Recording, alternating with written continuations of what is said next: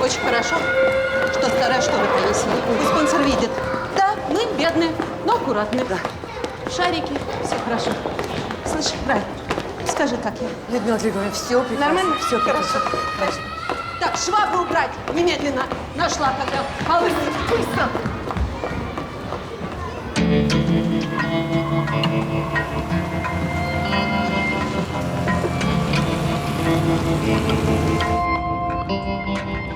Значит, Матвеев теперь полковник УБЭП. Черт.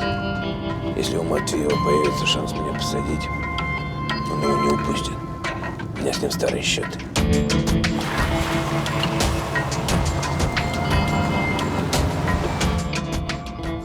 Если он выйдет на нашу Александрию, этот шанс у него, считай, уже есть.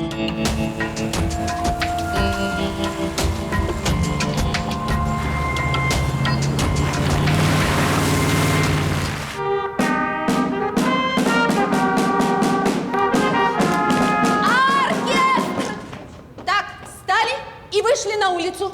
Подъезжают гости. Быстро, быстро, быстро. Что ты стоишь как муж? Так, что здесь делает Киселева? А она будет каравай нести. Вы что, с ума сошли? Киселева, улыбнись. О. Так, каравай понесет Сотникова. Замечательная, милая девочка. Рая! Сотникова! Даша! Ты где? Не видели Сотникову? Не видели? Счастливые люди. С утра выпил, целый день свободен. А тут крутишься, как клещ на сковородке.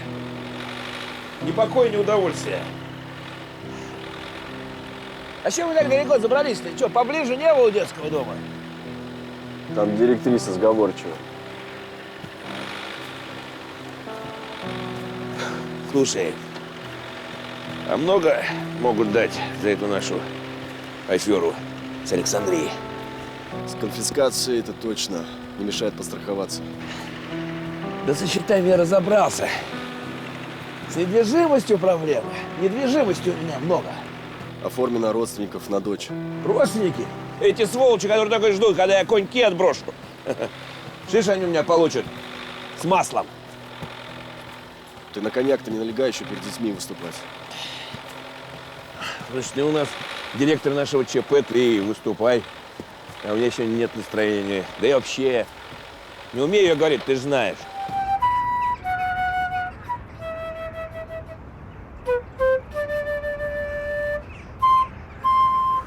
Даша, директриса сказала, что ты будешь каравай выносить. Давай быстрее переодевайся. Понятно. Пойдем.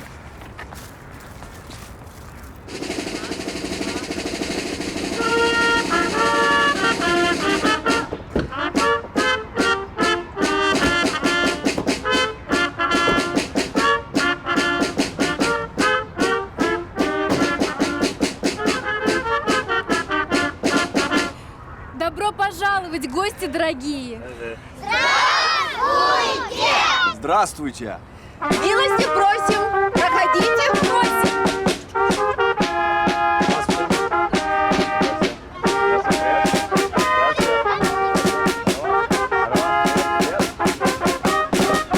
Как у наших ворот за горою жил-добыл бутерброд с колбасою. Захотелось ему Говорят, у Богданова прогуляться, дом в траве 2 траве этажа поваляться. с бассейном. Сманила Это у собой на Богданова прогулку, в 3 рассосёк и не удобную меньше. булку. И с теннисным кортом. Живут же некоторые.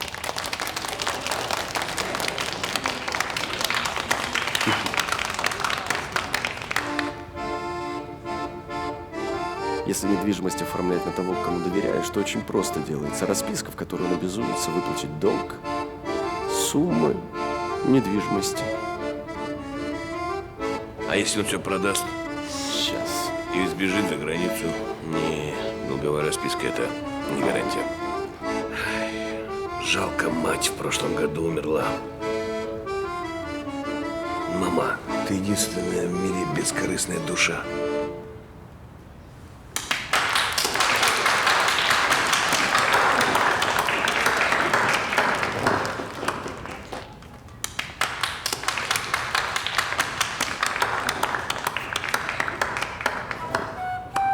Детки у нас в основном социальные сироты. Так что, сами понимаете, генофонд на лице. Но вы не подумайте, детки у нас хорошие, очень хорошие, талантливые. И так любят учиться, так много читают. Вот Дашенька, например, такая способная девочка, видите, и к музыке, и к иностранным языкам. Нам бы мебель в библиотеке поменять. Так нужно. А Даша это... Слитый? Да, да. А кто были ее родители? Ну, история стандартная. Мама воспитывала ее одна, в отце, в графе отец прочерк. Но семья хорошая, не подумайте, не пьющая, добропорядочная. Мама была терапевтом. Ну, мама умерла, когда Дашке было 10 лет, она к нам попала. Так нужна мебель, правда? Детки приходят в библиотеку. Займемся. Спасибо, спасибо огромное. Прекрасно.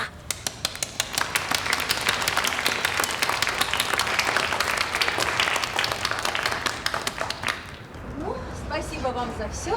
Всегда ждем, всегда рады. Всего доброго. Спасибо. Пожалуйста. Слушай, а не многовато ли подарков? Ты сколько денег на это вбухал? Ты же накладные подписывал. Сумму видишь? Ой, ты мертвого болтаешь, у тебя все, что хочешь, подпишешь. Не волнуйся, пока я руковожу твоей фирмой, все будет хорошо. Знаю. Но хватит с благотворительностью, хватит. Этим попрошайкам сколько не дай, и все мало. А это что такое? Это же подарки. Дети своими руками сделали. Смотри. Такая вещь полезная. В тюрьме пригодится. Слушай, не каркай. Накаркаешь.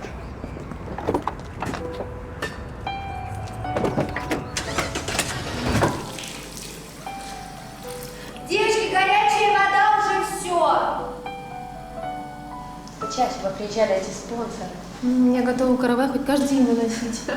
Добро пожаловать в гости, дорогие. Какие они хорошие все-таки девочки. Да все богатые сволочи и воры. Мрази. Почему же не все? Есть те, кто зарабатывает деньги своим умом, талантом, мастерством. И я тоже смогу. Когда станешь миллионершей. А что, не верите?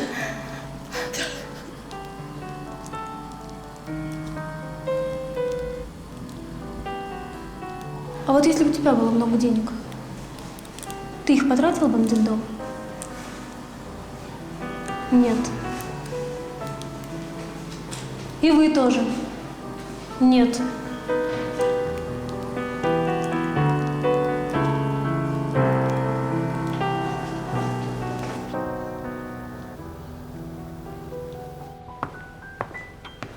У меня 20 минут. Что хотел?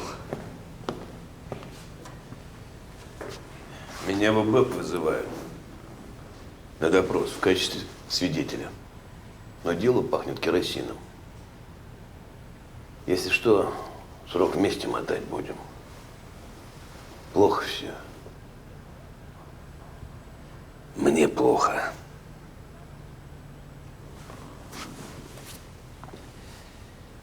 Коньяк хочешь? Нет, я за рулем. Правильно.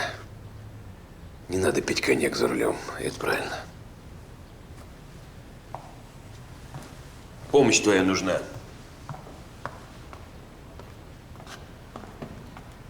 Недвижимость оформлю на нее. Как ее? Дина Даша.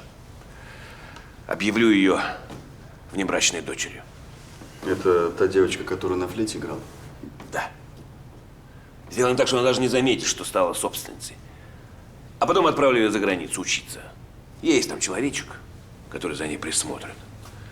И будет она моей, так сказать, живым сейфом.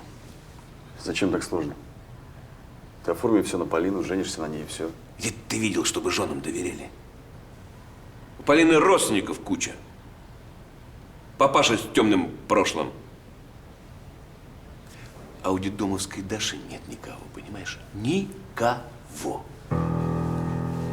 Мне нужен человек в моей власти, под моим контролем. Абсолютно, безусловно, полностью.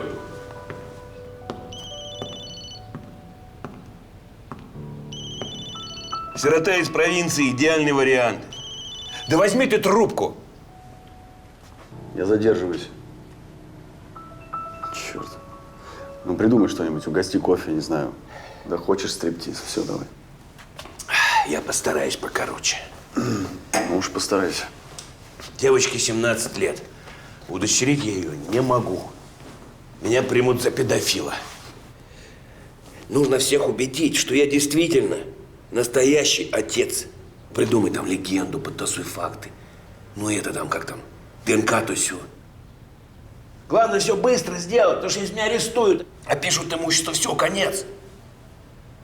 Ну, хорошо. Допустим, я договорюсь с директрисой, с опекунским советом. А если не захочет с тобой жить? Да ей здесь понравится. Уж лучше, чем у нее, давай, Косинский. И вот она сказала, отправлю ее за границу, сделаю человеком. Да это сиротка, да ее уговаривать не надо будет, она сюда на крыльях прилетит. Примчится на всех парусах. Ну, хорошо. А если ей мать с детства внушила, что отец ее конченый козел? Дорогой мой, такие вещи внушают при разводе, чтобы насолить бывшему мужу. Когда я развелся, у меня дочке 4 года было. Так моя стерва ее обработать умудрилась. А матери-одиночки – это другое. Им неприятно чувствовать себя брошенными. Они обычно сироткам рассказывают о том, что папа у них был летчик. А потом он геройски погиб. Понимаешь? Ладно, я попробую что-нибудь сделать.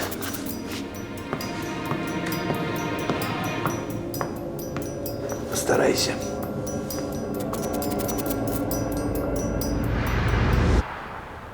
Значит, она не верит. Угу. Молодец, Кузнецова. Держи конфету. Спасибо.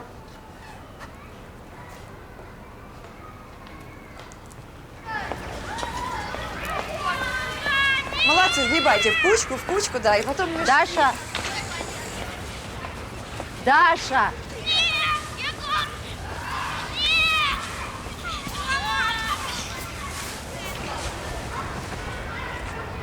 Что происходит? Что значит, ты никуда не едешь? Чего же настучали? Да, Людмила Григорьевна, я никуда не еду.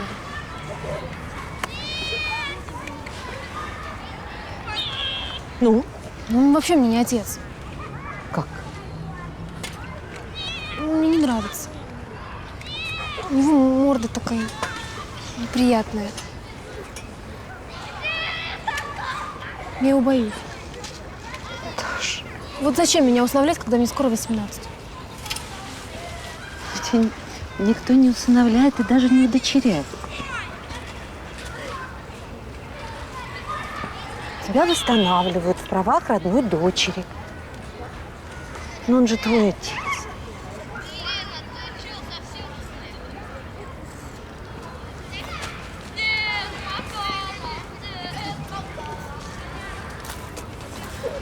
Людмила Григорьевна.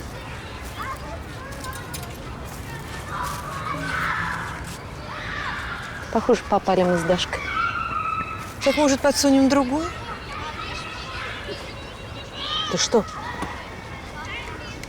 Он же ее узнал. Сказал, что вообще на мать похожа, как 2 капли воды. Да неужели?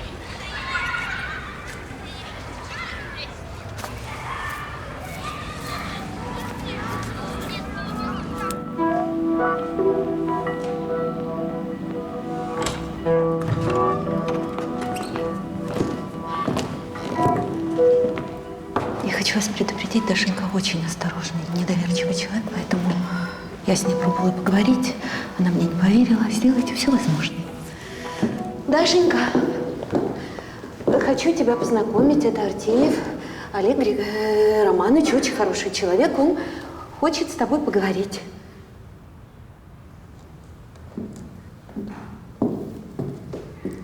Даша, сядь прилично. Сними шапку. Ну, молодец.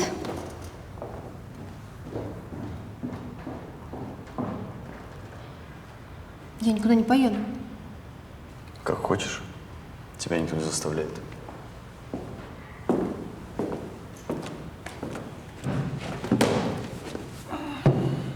Вот здесь Wi-Fi есть? В общем, дело ясное. Приглянулась ему девочка. Сделает себе из нее любовницу. Педофил. Да зачем ему эта замухрышка-провинциалка? С его-то миллионами он себе такую красавицу найдет. Ха! А может быть, правда, дочка? Говорят, что есть анализ ДНК. Да неужели? Да. Да-да. Че, приехали? Сказать тебе, что ты теперь не одна. У тебя есть отец. И ты можешь к нему обращаться по любому вопросу, если захочешь. У меня нет отца. Никогда его не было. А твоя мама говорила о нем что-нибудь? Да? Она говорила, что он летчик и что он погиб. Так вот, он не погиб, и он не совсем летчик. Они просто поссорились, расстались, потом родилась ты. И твоя мама ничего не сказала о тебе. Год назад он узнал, что ты...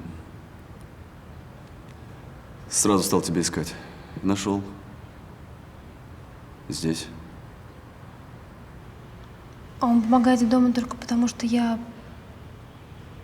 Ну, Да. У меня есть фотографии его. Хочешь посмотреть? давайте.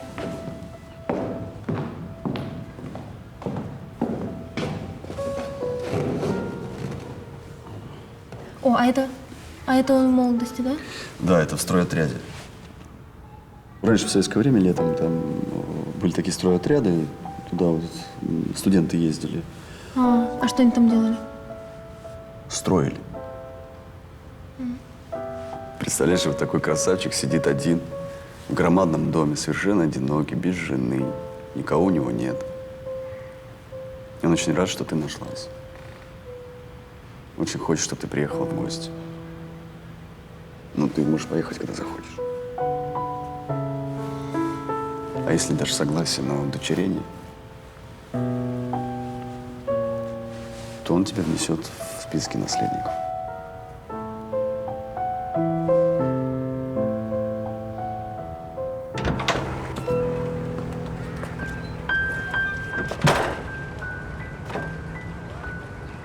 Закурить есть? Нет.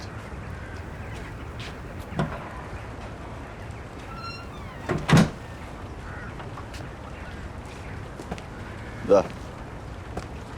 Слушай, процедура удочерения займет много времени. Может, без нее обойдемся? Она согласилась ехать. Можно государственно оформить так. Олег, удочерение оформлять обязательно. Все. Давайте продолжим. Допустим, я сажусь в тюрьму, а мой близкий родственник умирает, а я единственный наследник. Смогу ли я, находясь в тюрьме, унаследовать его недвижимость? Конечно, сможете. Вам нужно будет отправить нотариусу согласие на право вступления в наследство.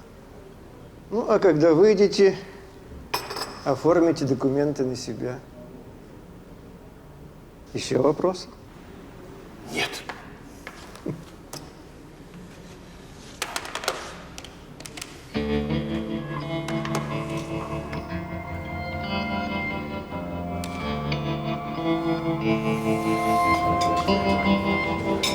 Привет, дружище.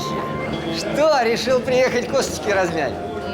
Давай, я тебе подгоню девочек. У меня есть хорошие, самых лучших. Цыба, помолчи, а? Твои наркоманки вшивые меня не интересуют. Кстати, а часто они у тебя помирают? И от чего? Кто? Да наркоманки твои из притона. Ну, умирает, конечно. Кто от передоза, кто вешается. Понятно. Подробности меня не интересуют. Дело есть. Девочка, 17, свежак. Ты на ней хорошо заработаешь. Но главная твоя задача – охранять ее, чтобы не сбежала и не повесилась раньше времени. Не волнуйся, сохраним. Как в швейцарском банке. Но если случится, что меня вдруг посадят, ты ее… Ну, ты понимаешь. Да нет проблем. Понял. Я тебе на почту счетик сброшу. Жду.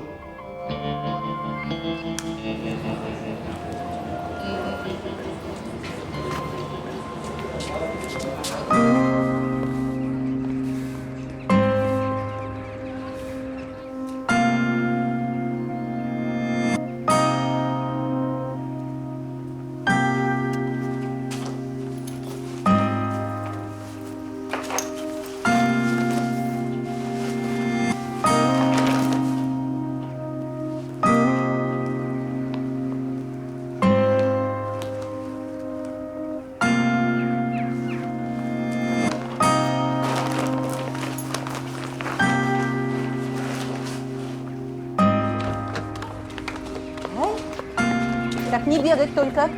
Людмила Григорьевна, я же смогу вернуться, если мне там не понравится? Не понравится ей. Она к родному отцу в Москву едет и не понимает, какие возможности перед ней открылись. Ну, не знаю. Как-то страшно. Дашка, да ты счастливый билет вытащила. Ты это понимаешь? Такой раз в жизни бывает, и то не со всеми. Так, детдом не позорить. Покажи им там всем хорошее воспитание, чтоб тебя отец назад не вернул, да? Угу. Знаешь, в каких кругах вращается? Даш, ну все.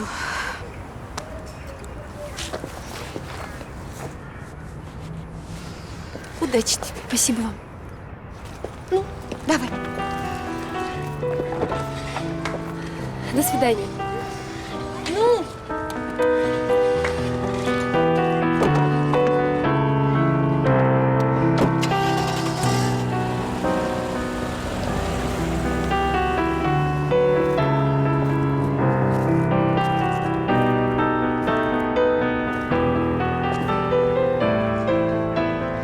Николаевна, да, я. Слышь, тут такое дело. В общем, у нас Сотникову удочеряют. Да, в таком возрасте. Ну, отец нашелся родной, забирает ее к себе. В общем так, ты давай квартиру ей подбери, пока она у нас числится. Ну, а как ее удочерят, мы с тобой ее крутанем. Ну, по нашей схеме. Все. Че? Не, Сотникова назад не вернется. Я тебе обещаю.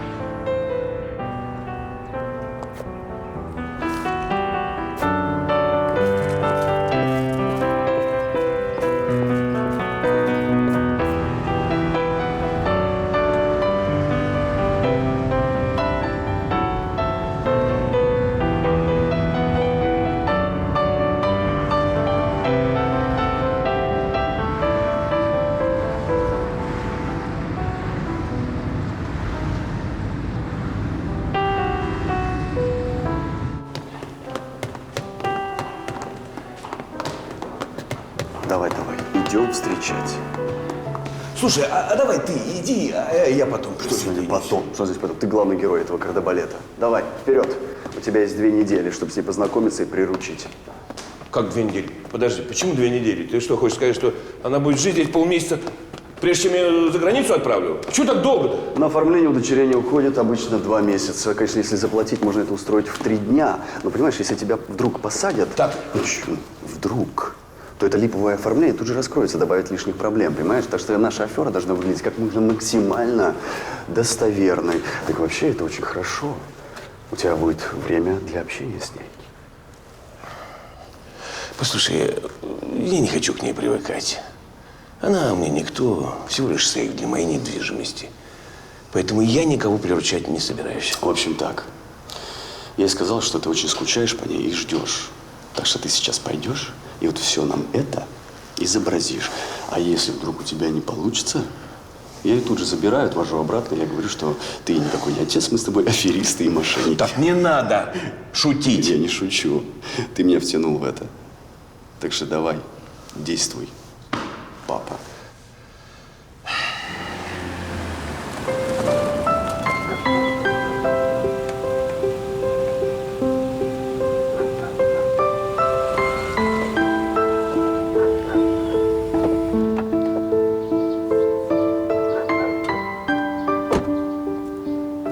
Красивая девочка. Здравствуйте.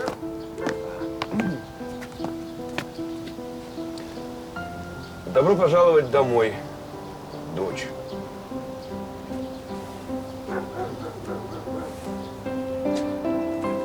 Спасибо. В дом? Всем здравствуйте. Здравствуйте.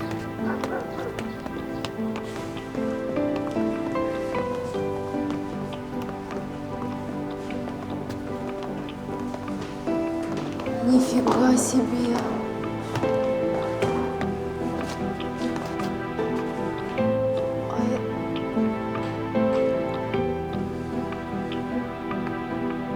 Ну?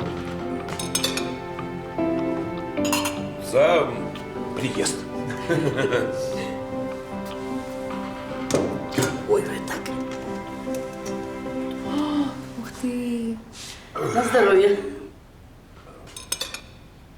Зина, освежи. Глеб?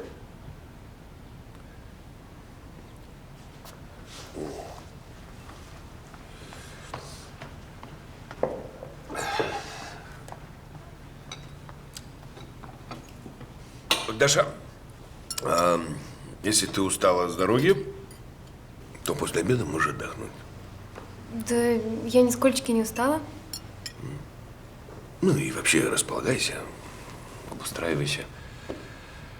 Будь как дома. Даша, а какое твое любимое блюдо?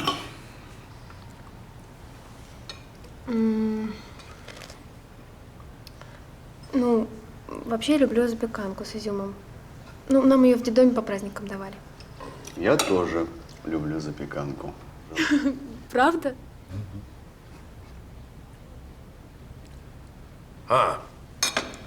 Зина! Зина, а вот мы запеканку любим с изюмом. Хотите запеканочку? Да. Будет запеканочка. На завтрак. Спасибо, но на самом деле так все очень вкусно.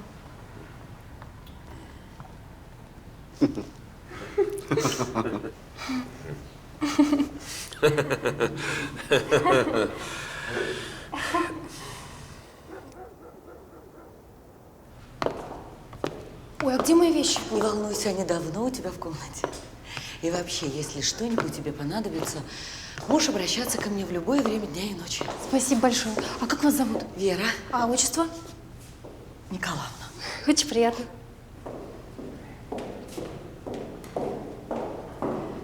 Ну, а вот здесь вот будет твоя комната. Ух ты, ничего себе.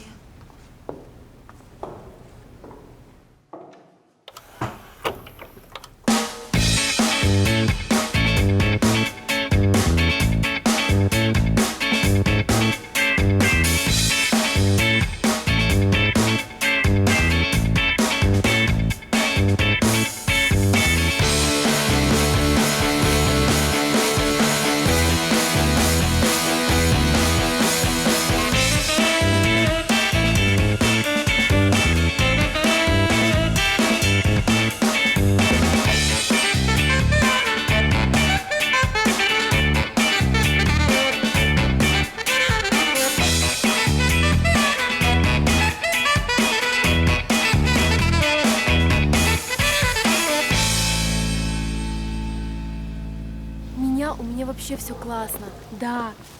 Здесь такой огромный дом. И куча охраны и прислуги. И все за мной следят и бегают. Да. У меня столько новых шмоток.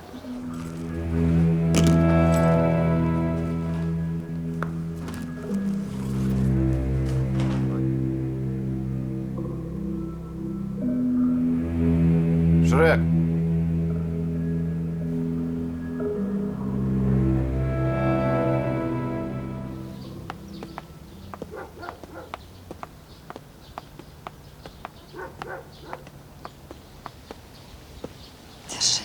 Ой, спасибо.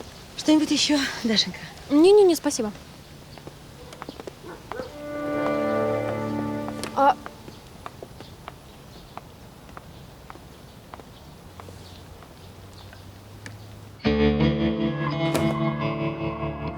Следить за каждым ее шагом.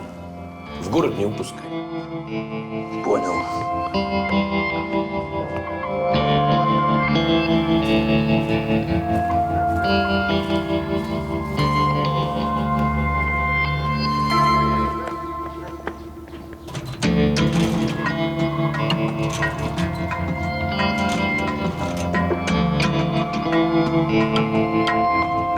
Даша, откройте, пожалуйста, дверь, я хочу в Москву поехать. ваш отец запретил мне выпускать вас в город. Почему? Это что, шутка? Это для вашей безопасности. Отойдите от ворот. Ну, хорошо. Шрек.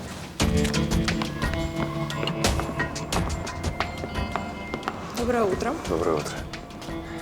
Спасибо, Алисочка. Ну, надо что-то делать, надо нам Матвееву управу найти. Савельеву, что ли, позвонить? Он хоть и на пенсии, но большой пост в МВД занимал. Связи надо поднимать, понимаешь, связи. Да все уже подняли.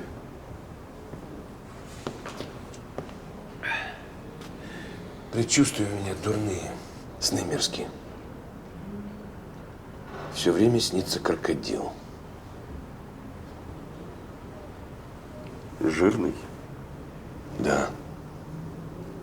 Не знаешь, к чему это? Деньгам. Деньги, деньги, деньги. Лучше проскинь мозгами, как нам на зум не загреметь.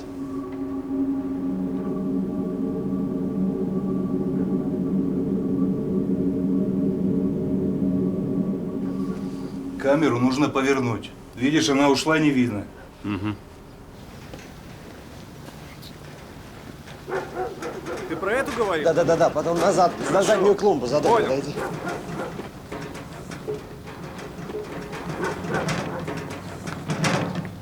Привет. Здравствуйте. А меня Даша зовут. Очень приятно. Миша.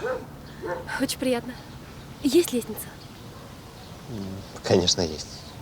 А вам зачем? Понимаешь, тут такое дело. Меня отсюда не упускают, а мне срочно надо в Москву. Единственный способ у меня только через забор. Думаю, вряд ли получится. Слушайте, а может вы отвлечете охранника, а я быстренько. Даш, вы извините, конечно, но тут охранников больше, чем на американской военной базе.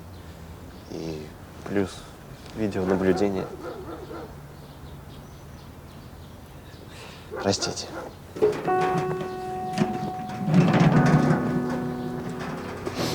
Ясно.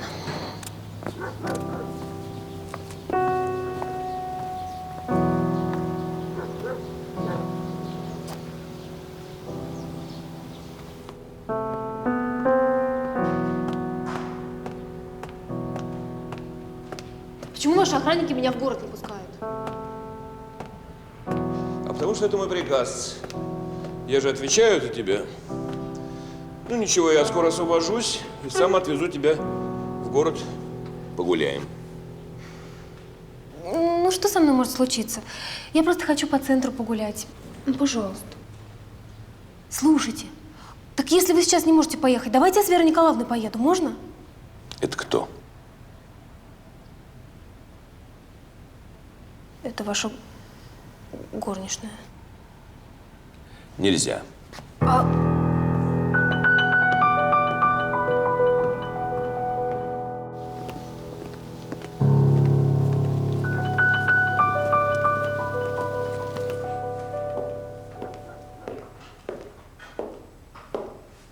Даша, ваш отец просит вас спуститься к столу. Я не буду есть и не приду. Так и передайте.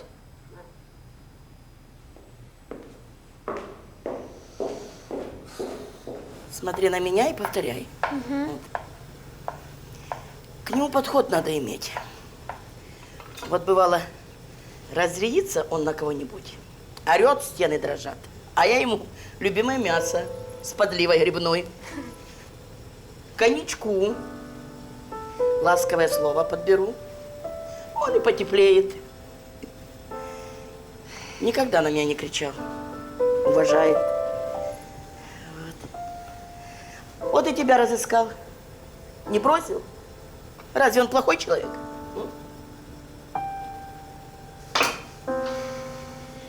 Не знаю. Тетя Зин, а как бы мне его уговорить, чтобы он меня в Москву отпускал? Ну я ж не в тюрьме тут. А чего, не отпускает? Странно. Ты вроде бы девушка серьезная, самостоятельная. Ну да.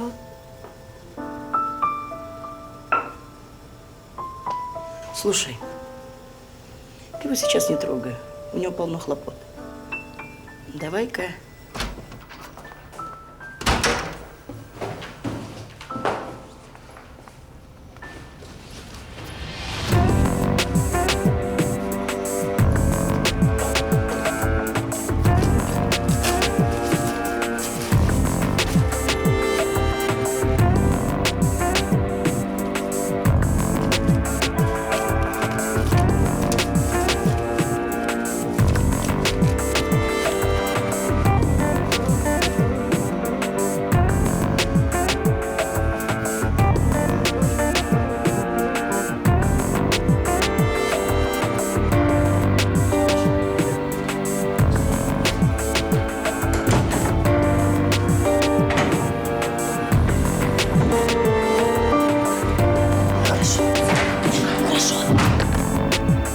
Зайдите.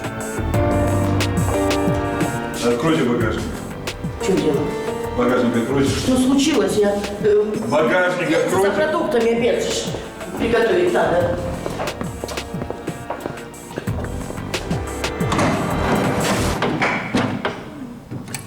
Шрек. Пошли со мной. Подождите, Шрек.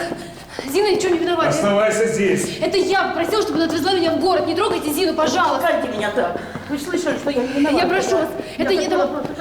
Я не виновата. Хорошо, Это я хорошо, виновата. Это я хорошо. попросила. Не толкайтесь же вы так. Чтобы она отвезла меня в город. Ну, будь Зина! человеком.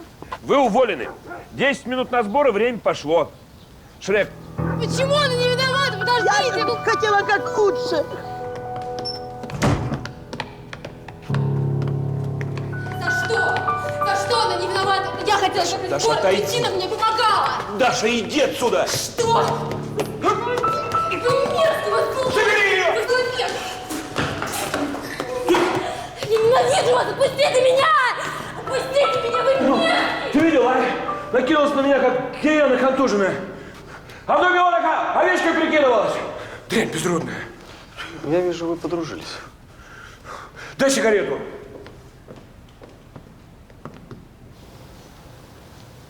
Не, ну каково, знаешь это? У татар пословица есть. Теленка пригреешь, сыт будешь. Сироту пригреешь, пить будешь. Вот точно, вот точно. Вот утопил бы ее вот в этом бассейне. Зачем топить? Можно еще в детдом ее отвезти, пока не поздно, благодетель ты наш.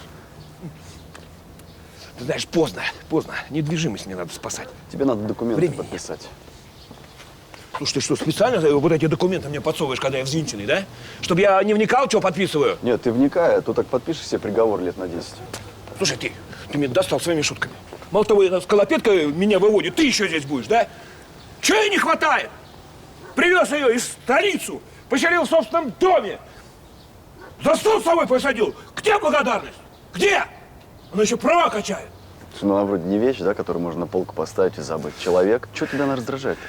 А потому что... Что? Да ничего. Что, Глеб, тебе надо с ней помириться, Глеб. Пошел ты. Завтра придет нотариус, ты, не знаю, придумай что-нибудь, чтобы она тебя пожалела. Скажи, что болен головой. А я и так болен. Я из этих допросов, у меня нервы ни к черту. Купи ей что-нибудь, новый шмоток в магазине. Скажи, какие планы на будущее, придумай что-нибудь. Все просто. Ай.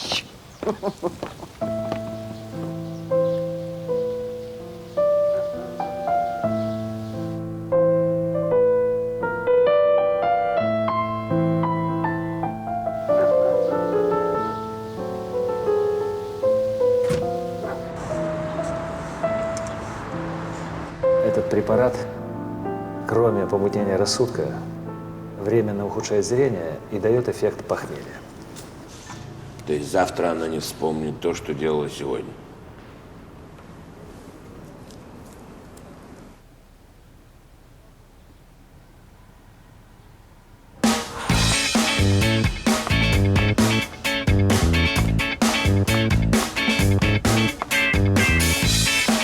А есть что-нибудь поскромнее? А есть что-нибудь не такое сиротское? Не знаю, мне нравится.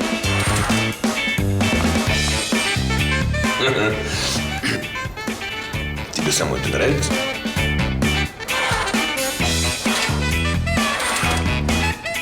Переодеваться. Ну все, освобожусь. Позвони.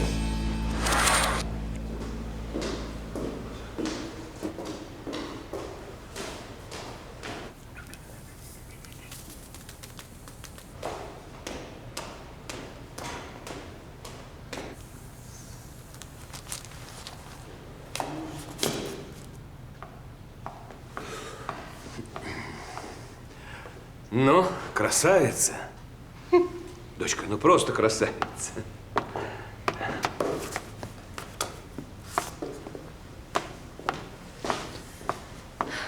Знаешь, у меня есть повод для праздника. Да? Удачный контракт. Круто. То есть, поздравляю. Ну, дело не в этом. Просто жаль, что я так долго тебя искал. Ты у меня такая взрослая. Выпьешь со мной? Конечно. Давай, за тебя.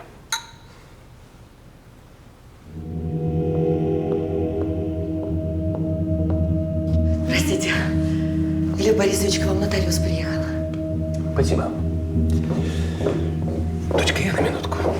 Конечно. Ты продолжай. Угу.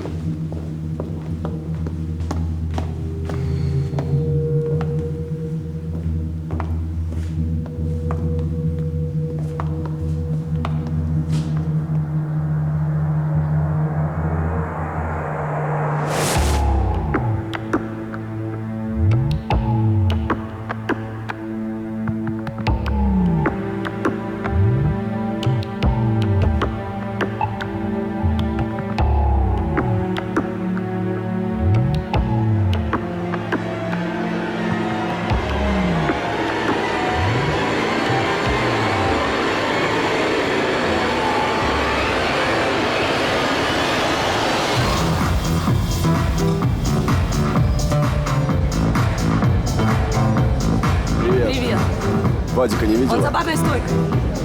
Вот 100 раз мы повторяли, как только заканчивается текила, ты сразу звонишь мне. Ну вот почему? Ну вот что нам сейчас делать без текилы, Ром? Ну что ты смотришь на меня?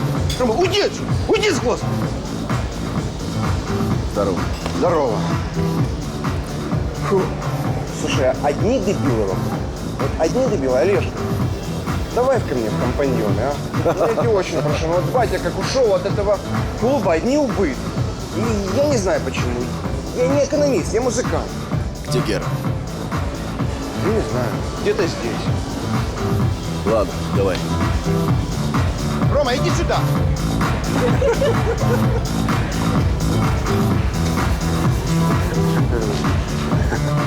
Гера, привет. О, привет. Здрасте. Мне нужна твоя помощь. Понятно. Девочки, потанцуйте пока без меня. Так что от меня нужно? ФСБ, адвокатура, менты ГИБДД, купить, продать, посадить. Что? Мы с Богдановым влипли в одно дело. Так Богданов со своими связями, он сам себе поможет. Ты меня не понял. Мне нужна защита от Богданова.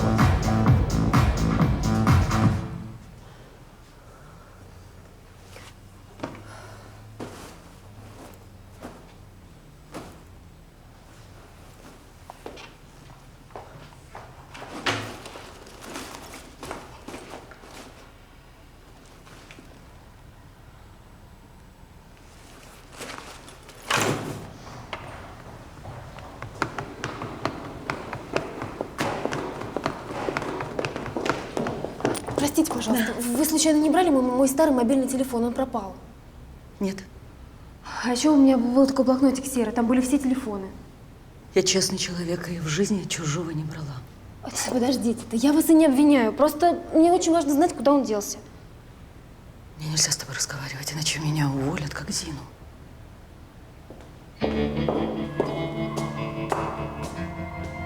Потерпи немного. Суд по удочерению через несколько дней. Я сделал так, что Даши на суде не будет. Тебе в любой момент могут заявиться представители опеки. Это еще для чего? Как для чего? Это их обязанность, они должны знать, хорошо ли здесь живется. Они не хотят знать, как мне с ней здесь живется, а? Не ори.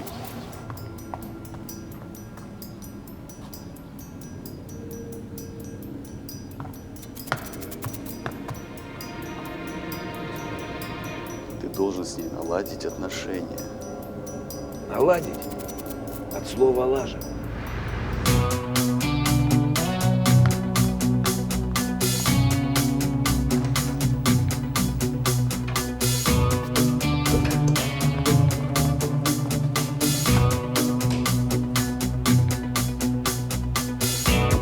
Глеб Борисович, подойдите, пожалуйста.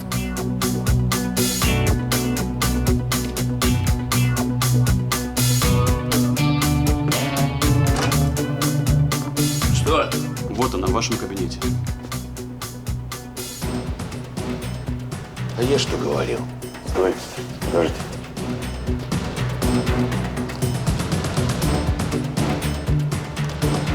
Ну что, наладили отношения? Да. Лажа.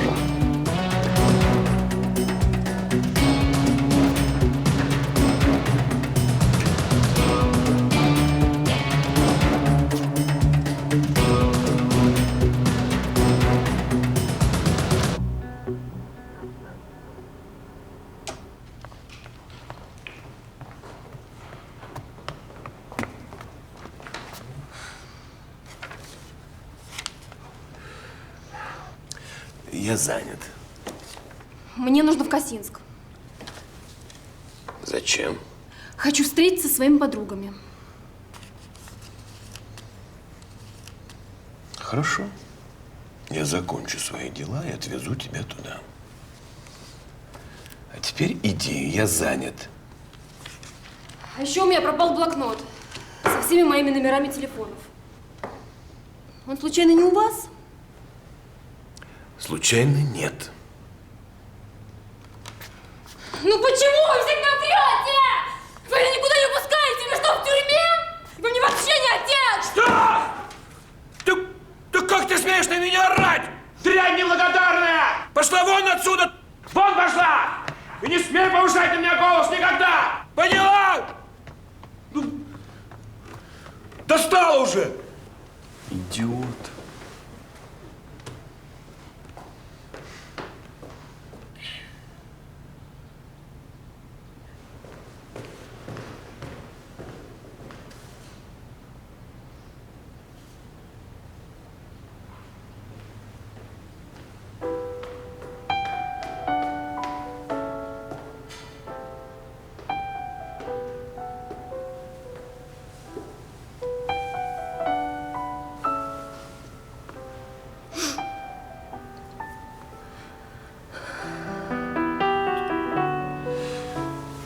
Я тоже вырос сиротой. Когда мне было 11, мои родители погибли. Так что в этой жизни пришлось рассчитывать только на себя.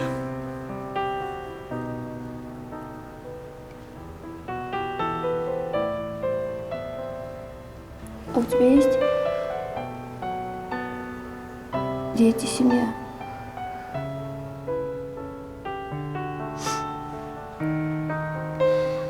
Четыре года назад я не стала. Кого?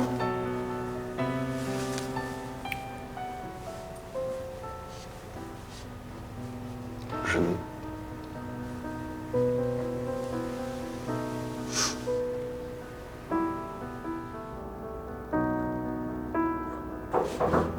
Да. Можно? Входи.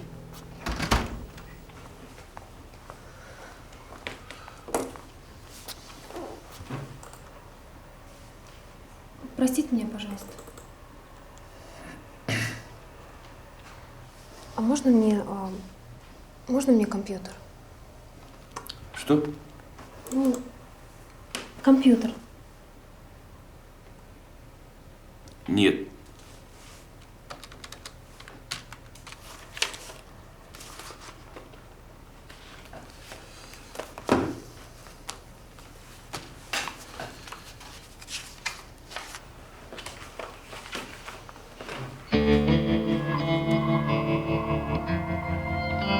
Все?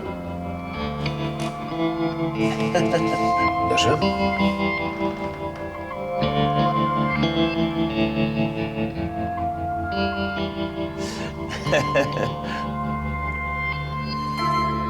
Дашенька, вот здесь еще.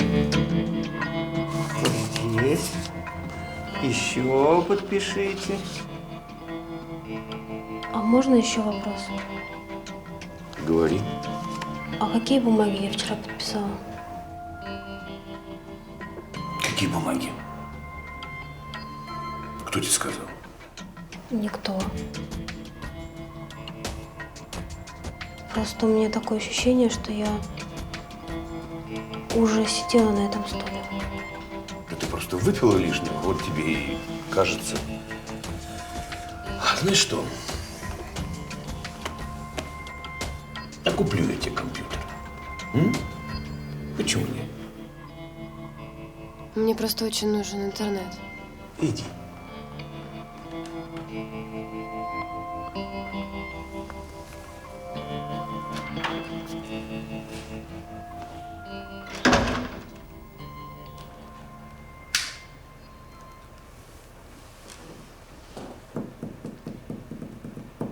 Алло, Гольденберг?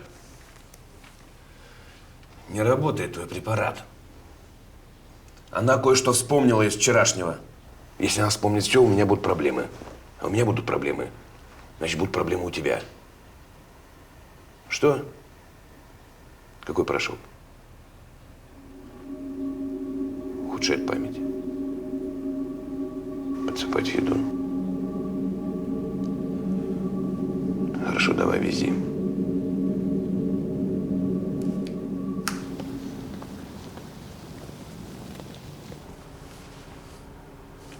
Я еду с Дашей один. Один ты не справишься. Ты ее плохо знаешь. Она хитрая, шустрая и наглая. Глеб, смысл этой прогулки заключается в том, чтобы Даша почувствовала себя свободной. Расслабилась, отдохнула от твоего тюремного надзора. Да ладно. Я вот тоже с охраной езжу. Объясни, что это особая привилегия. Значит так. Или я еду один, или сам с ней поезжаю.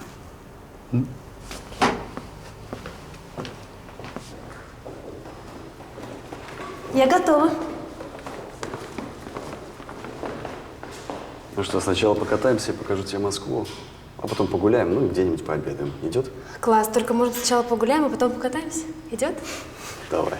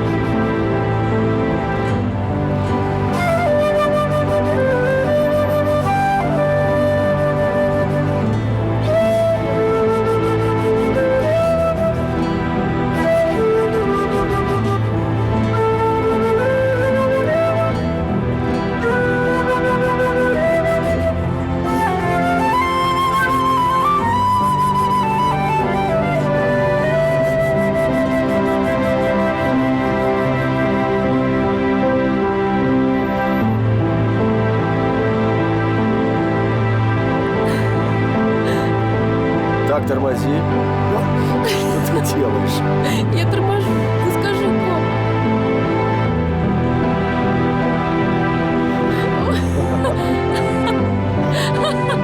Ой.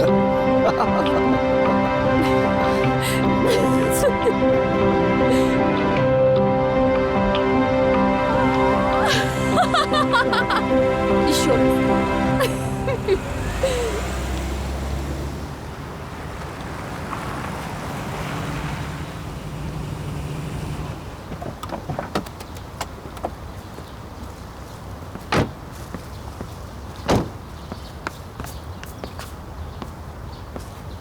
Красиво. Ты в детдоме был? Нет. Ну, когда мои родители погибли, меня не отдали в детдом, а мой дядя оформил опеку на меня. И он со своей огромной семьей переехал к нам, в нашу московскую квартиру. А его сыновья, они были старше меня. Они сразу взялись за мое воспитание. Ну, вот как-то бросили в прорубь под лед. А я выбрался. Меня опять под лед. В общем, если бы дальнобойщик, который приезжал мимо и не вмешался, я бы сейчас с тобой не разговаривал. Ну, а дядя с тетей, они не вмешивались в наши отношения, так что пришлось как-то самому искать способы выжить. А у нас в детдоме тоже. Воспитательница не вмешивается, если кто-то над кем-то издевается. Типа, знаете, сами разберутся. Жестоко. Кофе хочешь? А давайте.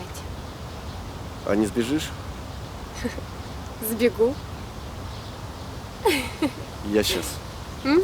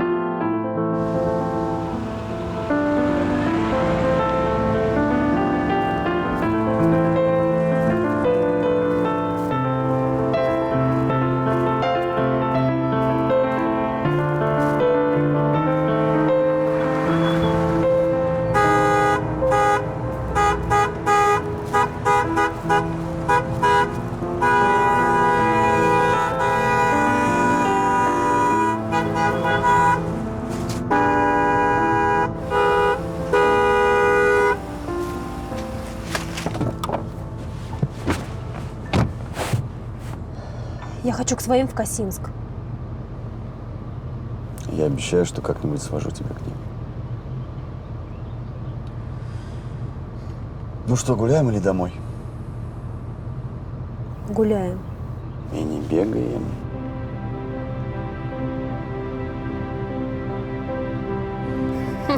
Бегаем. Договорились.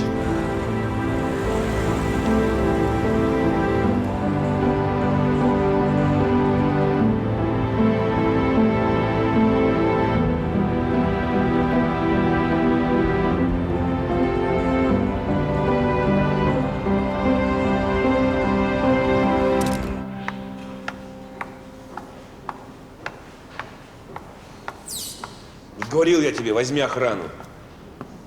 Алиса, спасибо, свободная. В часах в мобильнике, который ты ей подарил, чип слежения. Так что найти ее будет не проблема.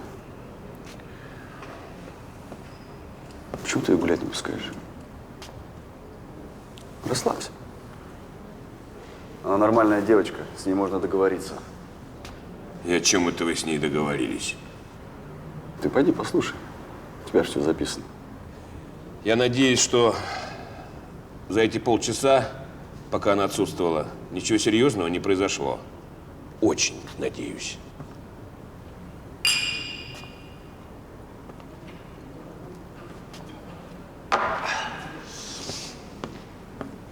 Домой.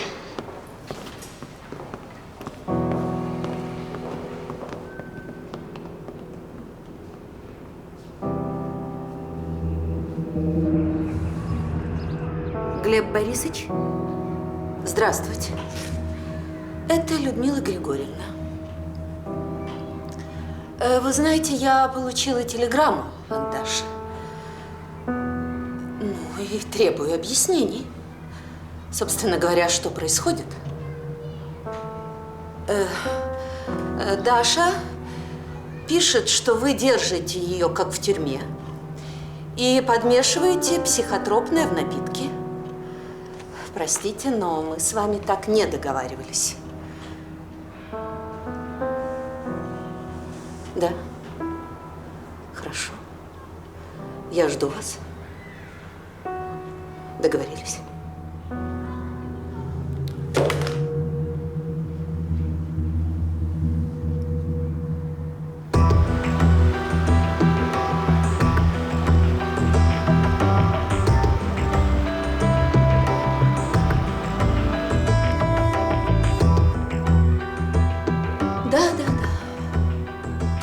Такие они, эти сироты. Врут на каждом шагу. И вы знаете, совершенно невозможно это искоренить.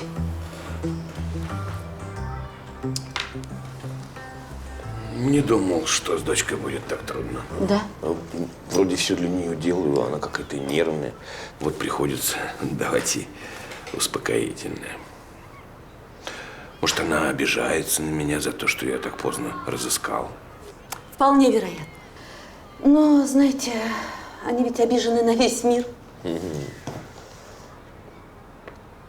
И еще, не наблюдалось ли за ней каких-нибудь там нервных припадков? Они все у нас припадочные. То есть, я хотела сказать, что все они пережили стресс. Вы же понимаете. Расставание с семьей, домом, потеря родителей. Вы знаете, Дашенька, когда попала к нам, целый месяц провела в психиатрии. Да вы что? Да. И по какой же причине? Плохая адаптация. Вот, именно. Именно так. С адаптацией у нее проблемы. А у вас не сохранились документы тех времен? Какая-нибудь выписка из психиатрии? Конечно. Конечно, сохранились. И выписку я вам предоставлю. Но это будет последнее, что я могу для вас сделать.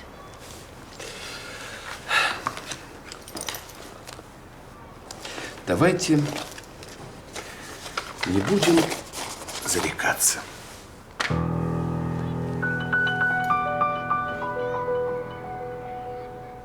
Это все пустое. Если ты хочешь, чтобы я поставил ее на учет в психиатрическую клинику, нужен приступ.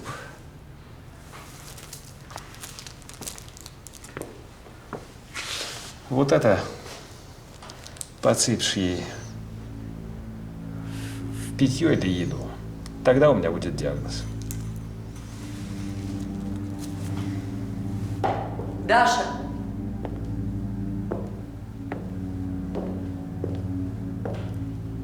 Даша!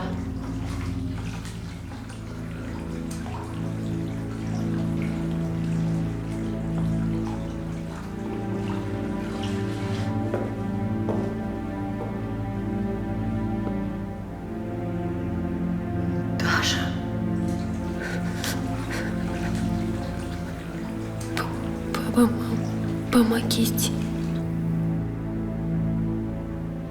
Что с ней?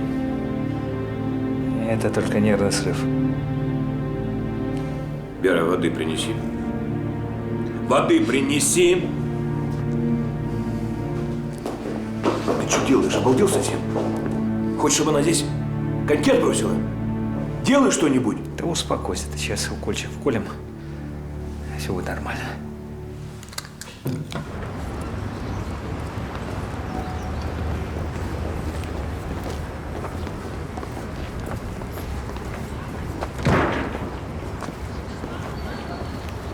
Угу. Да, хорошо. А когда? Спасибо.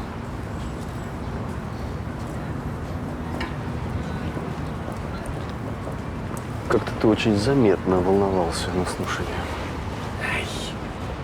Поздравляю. Мне только что позвонили, теперь Даша официально твоя дочь. Через пару дней пришлют подтверждение. Значит, через пару дней я смогу увезти ее за границу. Да.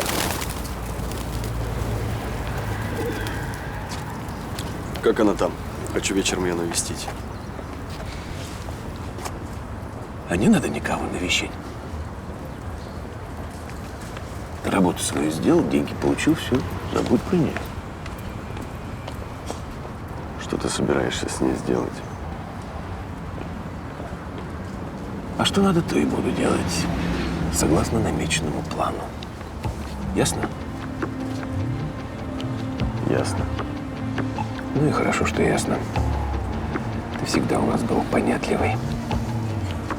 Ну так во сколько у нас там это совещание сегодня?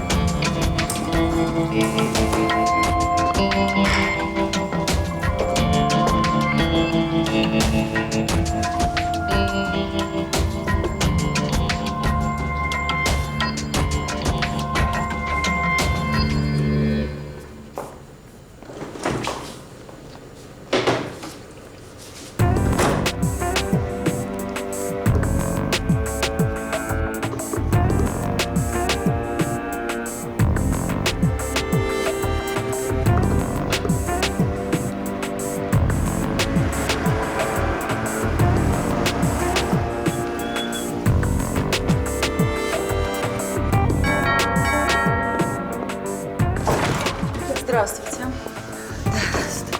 Здравствуйте. Хлеб у себя? Да, но... А вы...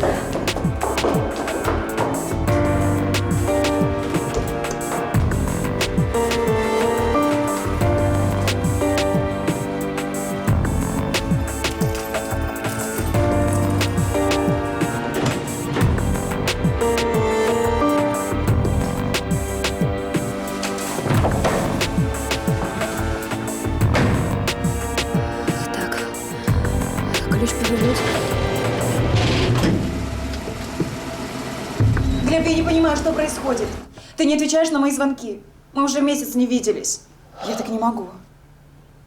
Рита, что ты хочешь?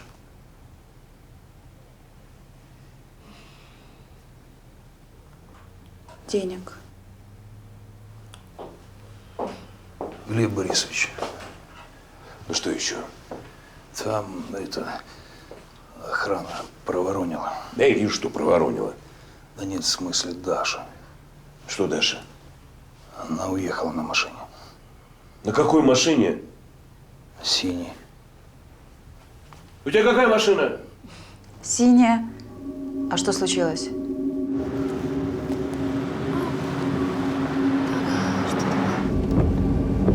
Ой, черт. Что ж делать?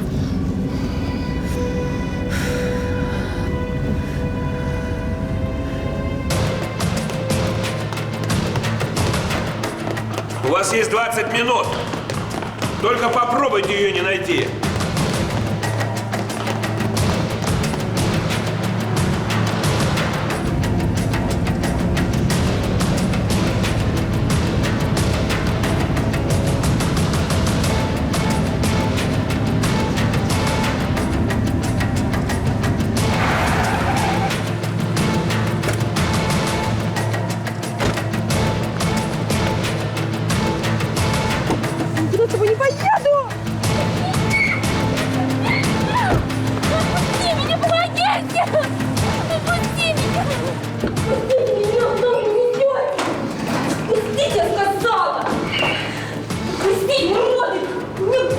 Сядь.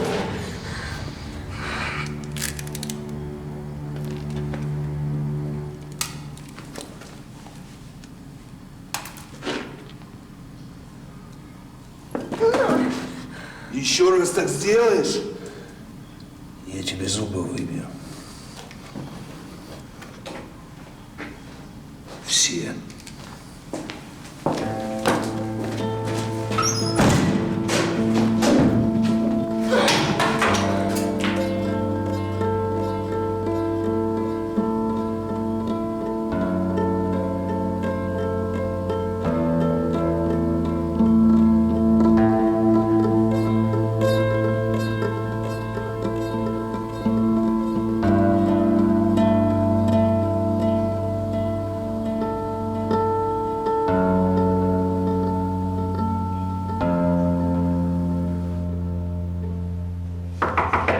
Да. Глеб Борисович, к вам Полина. Этого еще не хватало. Ты вообще здесь работать не будешь больше, понял? Ты понял, я говорю? Чего они не пускают меня? Они откурились, что ли? Полиночка, ну, успокойся, ты я виноват. А я совсем забыл, что ты сегодня приезжаешь. Ну, здравствуй.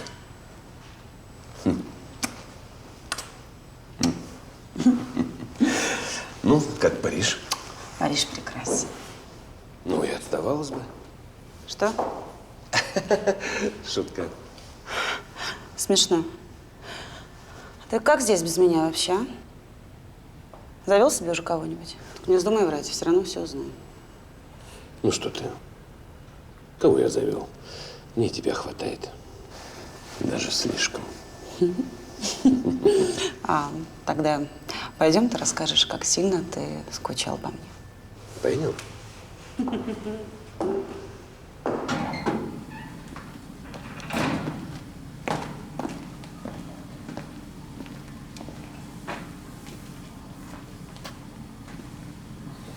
Пей. Не буду. Пей. Хорошо.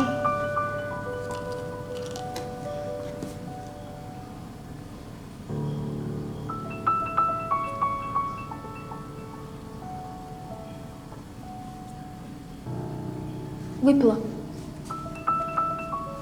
Есть не буду.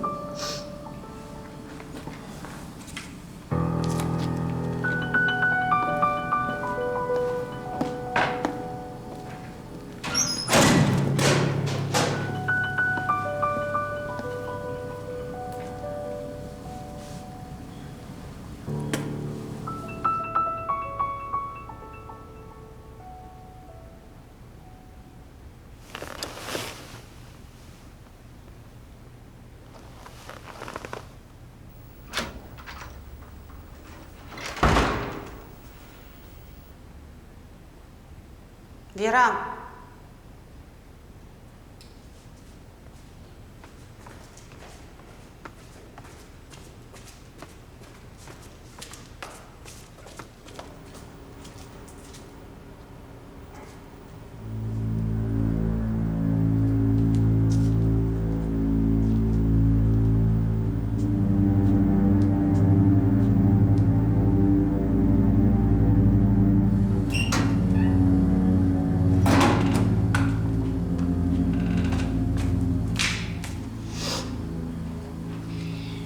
Эй! Ты кто? Я Даша. Слушайте, помогите мне сбежать, а? А то меня здесь убьют. Нет. Я сначала разберусь, что здесь происходит. Мы с тобой сейчас поднимемся наверх, я разбужу Богдашку. И вот пусть он мне объясняет, кто ты такая на самом деле. Нет, пожалуйста, не надо, пожалуйста, не будите его только. Просто помогите мне сбежать, пожалуйста. Умоляю. У тебя с ним что-то было? Что? Что? Ты спала с ним, я тебя спрашиваю? А, нет, вы что? Но если вы мне не поможете, то... Так, пойдем. Куда? Туда, пошли. Давай, быстро.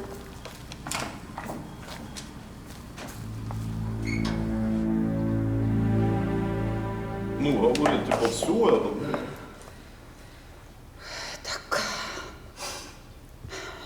Чего вы тут стоите? Ты опять проверять меня собираешься? Ты с ума сошел? Иди ворота быстро открывай. То уволю вас всех.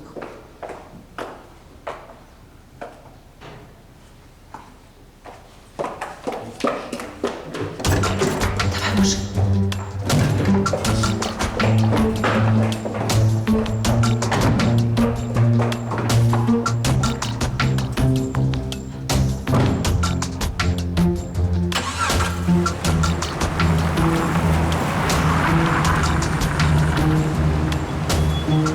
Все, приехали.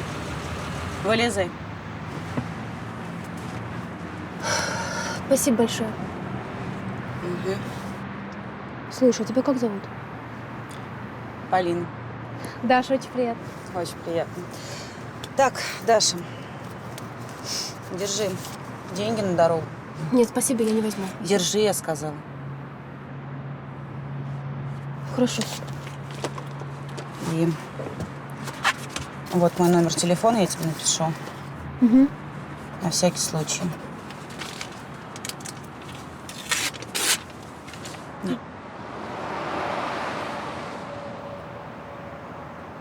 Он тебе дарил что-то? Да. Вот, часы и кулон. А что? Снимай. Зачем? Затем, что там, скорее всего, чип, устройство для слежки. Снимай, говорю. Давай сюда. Господи, какая же я дура.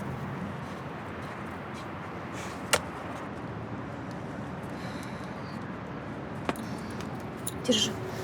Спасибо. Куда теперь?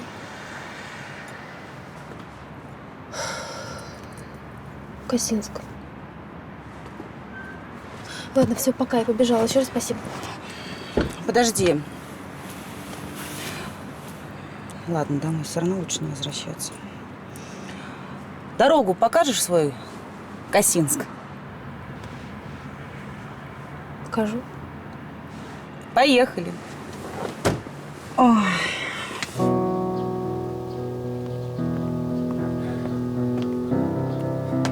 Ну что, идиоты?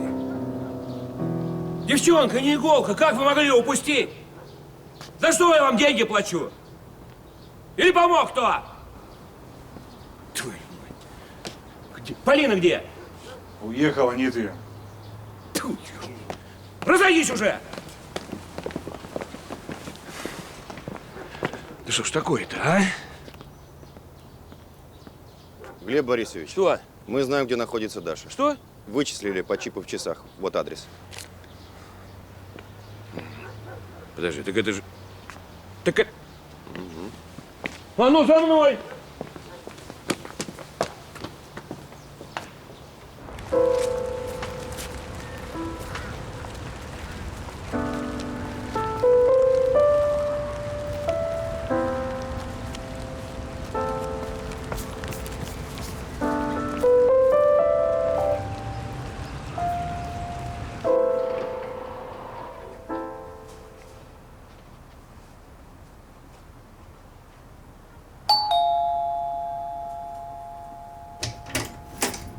Привет. Привет. Как ты посмела ее выпустить, дура? А как ты посмел ее запереть? Я тебя вообще в полицию заявлю. Я тебе заявлю! Заявит она. Куда ты ее отвезла, идиотка? Если я сегодня ее не найду, завтра тебя найдут на городской свалке. По частям собирать будут. Поняла? Так я ж не знала, что значит ты ее спрятал в подвале. Я не знала, я думала, ты с нее хочешь любовницу какую-то сделать. Если бы я знала, что это не для секса, я бы не делала. Ты бы мне просто объяснил, кто она и почему, и зачем она тебе так важна. А это не твое дело, кто она. Не надо, не злись, пожалуйста, хорошо? Послушай, я тебе обещаю, я ее найду, правда, я ее найду. Я помню, где я ее высадила. Я помню, это возле... Сейчас... Господи. Кофе будешь? Значит так, слушай и запоминай. Сделаешь так, как я скажу.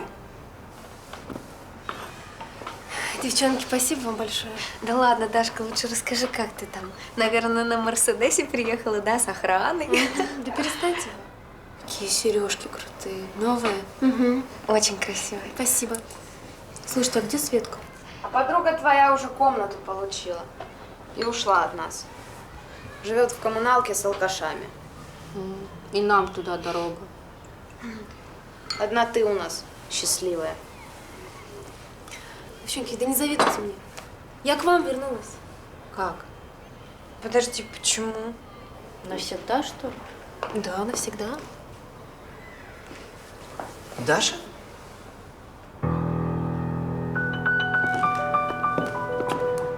А что ты здесь делаешь?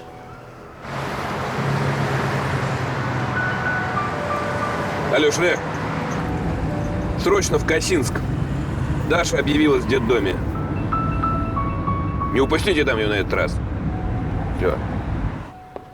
Она вернулась. Это что, шуточки, Даша? Ты хоть понимаешь, что ты теперь у нас не числишься? Да. Ты теперь не сирота. У тебя есть отец. У меня нет отца. Он плохо со мной обращался. Он запирал меня в подвале, пичкал наркотиками. Дашенька, ты слышишь, что ты говоришь? Да я слышу, что я говорю. Позвоните в опеку, отмените удочерение. Даша, успокойся. Я сказала, позвоните в опеку. Даш, ну что с тобой? Ну все, девочка, все. Успокойся. Давай так. Я сейчас поговорю с Раисой Михайловной. Принесу тебе воды, да? Не волнуйся. Мы не дадим тебя в обиду. Даша.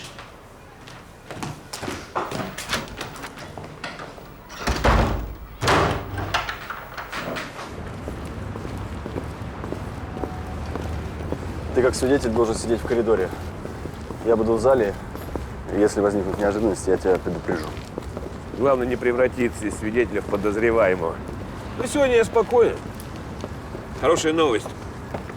Дашу нашли. Поздравляю.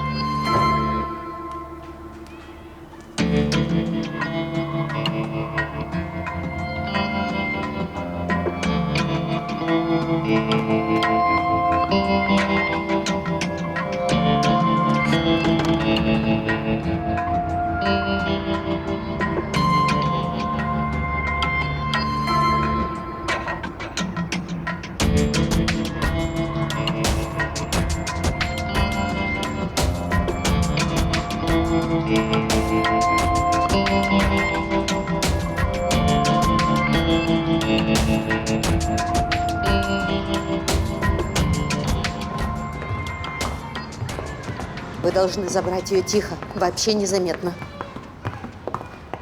И уж сделайте это так, чтобы она здесь больше не появилась. Сделаем.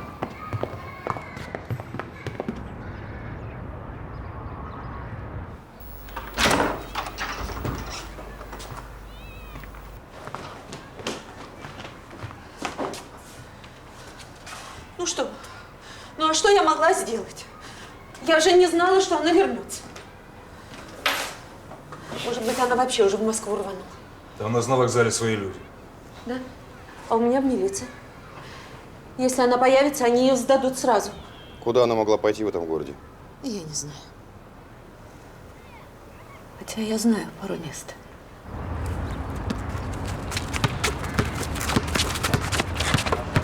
Слушай, Серега, срочно нужны деньги, пожалуйста. Я тебе все отдам в ближайшее время. Да, ну, Я понимаю, но у меня нету. ну вообще никак. Вообще никак, просто гоняк. А пацанов? Пацанов? Пацанов тоже нет.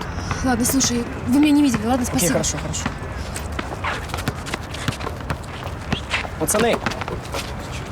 Тут директриса, про Дашу ни слова. Окей.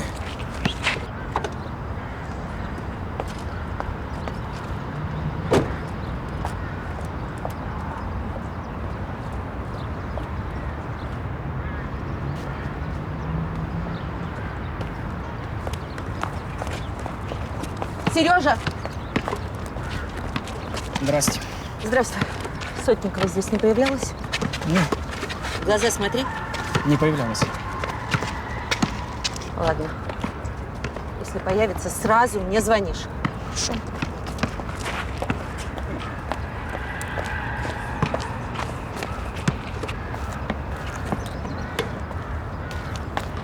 Алло.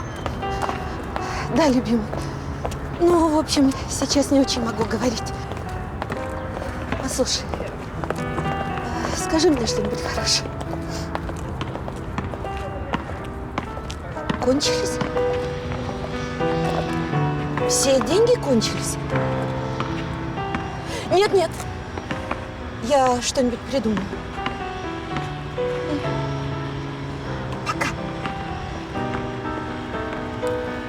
Людмила Григорьевна! Даш!